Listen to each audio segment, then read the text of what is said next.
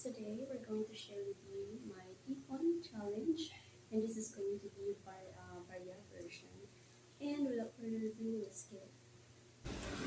Bubuksan na nga natin ang ating ipon at ito ay sa loob ng 3 months and couple of days. Nag-start tayo ng March 30, 2024. So, ang goal nga ng ipon na ito ay for transportation para hindi ko naman nakunin sa sahod ko yung for transpo allowance, diba? At napuno na nga yung ating lalagyan, kaya naman, bibilangin na natin. Medyo mabigat siya guys, kaya yon at medyo mahirap din siyang hugutin, pero at least, meron tayong mahuhugot, diba? Galing nga pala itong mga barya na to sa mga sukli sa akin sa jeep, sa bus, and kapag namimili ako sa palengke, tapos pag may mga barya na sukli, ganun yun. Dati yung sabi ko ang iipunin ko lang is 20 pesos na barya and then 10 pesos na bago. Kaso sobrang tumal niya, sobrang hirap makakuha ng 20 and 10. So yun, lahat ng bago na 10 pesos, 5 pesos, and then 20 pesos, pati yung lumang 10 pesos, inipon ko na. Nung bata pa ako, napakahilig ko talaga mag-ipon, lalo na kapag barya. Kasi yung prinsipyo ko pagdating sa pag-iipon, kapag barya, di ba wala nang maibabarya pa. So yun, maiipon mo talaga. Sa pag-iipon naman kasi hindi lang dapat yung amount yung palaging tinitingnan natin. Kasi dapat yung dinadevelop dito is yung hobby and then yung discipline sa pag-iipon. At ito na nga yung lahat ng barya na naipon natin sa loob lamang ng 3 months and then couple of days. So excited na akong bilangin. Ito na nga yung lahat ng naipon natin at sobrang happy ako kasi kalain mo yun, nakaipon ako. Kahit barya lang yan, malaking bagay na rin yan.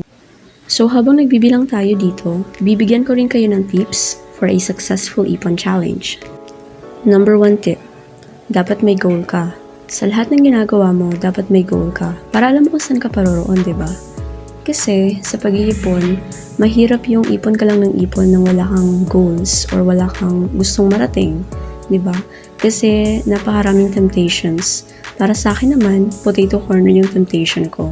So pag nag-crave ako sa potato corner, na tera yung size with chili barbecue flavor, yun na, patay na. Tapos na yung ipon.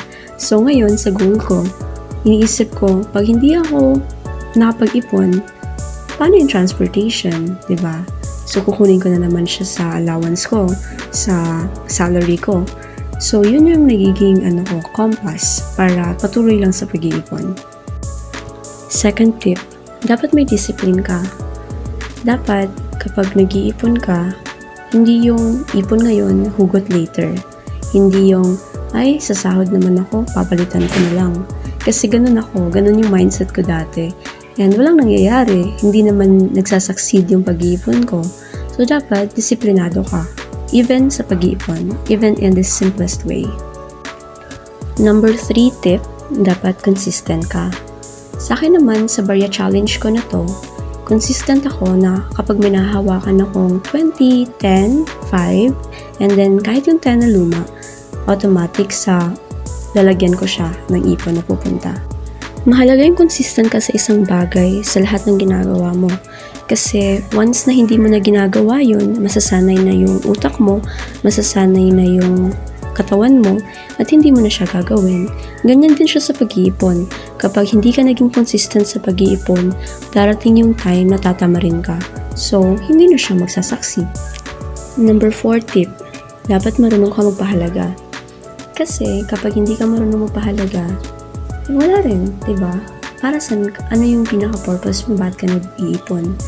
So, pahalagahan mo kahit napakaliit na bagay lang yan, kahit barya lang yan. Kasi pag naipon yan, lalaki din siya. Number 5 tip, enjoy the process. Dapat sa lahat ng ginagawa mo, happy ka. Dapat passion mo talaga siya. Kasi kapag hindi ka naging masaya sa ginagawa mo, darating yung time na bukod sa tatamarin ka, hindi mo na rin ipagpapatuloy. Kasi nagiging na siyang burden sa'yo. So, dapat sa pag-iipon, happy ka. Ini-enjoy mo dapat na lumalaki yung ipon mo, na nakikita mo na dadagdagan yung ipon mo.